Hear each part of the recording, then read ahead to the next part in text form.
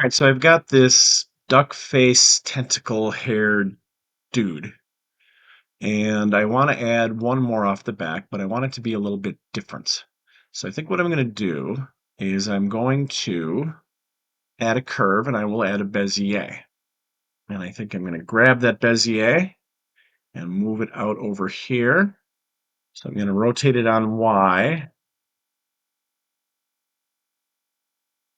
R, Y, 90, so that I get something kind of like this. And then additionally, what I will also do is I will Shift A, and I'm going to add a mesh, and I will add a cylinder. And I'm going to scale that cylinder down quite a bit.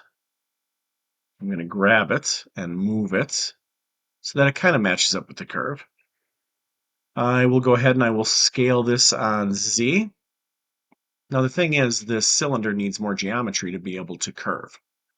Right now there's no vertices along these straightaways, so I'm going to take care of that. I'll just go in here and I'll select all of these in X-ray mode. And I'm just going to go ahead and I'll subdivide. So I'm going to slide this up, and well, 10 cuts isn't enough, but it maxed out. So I think I'm going to go with a larger number, like maybe 25 cuts, and we'll have something like that. And I'll tab back into object mode, and I'm going to go to my modifiers, and I will add a deform curve modifier. And for the curve object, I'm going to select that Bezier. And we'll see that now this is curving.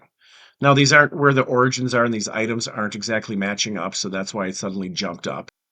But in this case, I'm not terribly worried about that. What I'm going to do is I'm going to just go ahead and I'm going to grab my cylinder and I'll just sort of move it down so that it matches up with that curve a little bit. Now, if I want to change this curve, I can go back to the Bezier. I'm going to scale the curve down a little bit. Then I'll tab into it. I've got two handles by default on the Bezier. If I want to add more complexity to the curve, I could extrude and add another handle. I can select one of the handles. I can grab it and move it. I can go ahead and I can rotate it or whatever I feel that I need to do.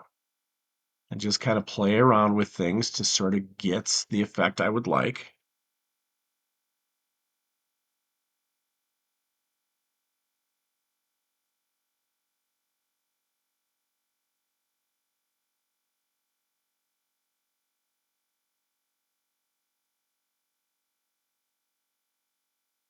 And whenever I feel like I'm happy with the general curve, I can go to object mode, select the cylinder, and apply the curve.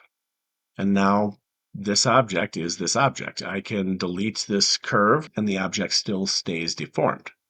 And from here, I can go ahead and make whatever changes I see fit.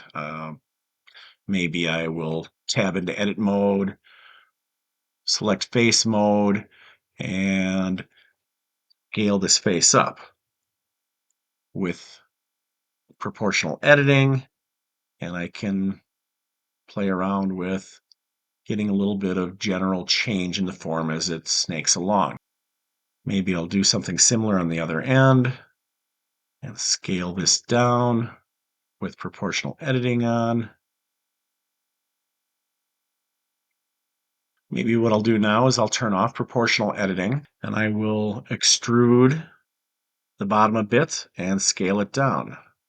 And do it one more time and scale it down to get sort of a curved ending. And then I can just go ahead, I can grab this from a side view, put it into place. If I find that satisfactory, I can go back to the head.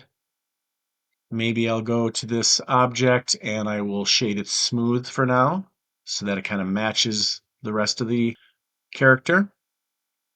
I can go to the character, I can add a modifier, generate a Boolean, and select the cylinder.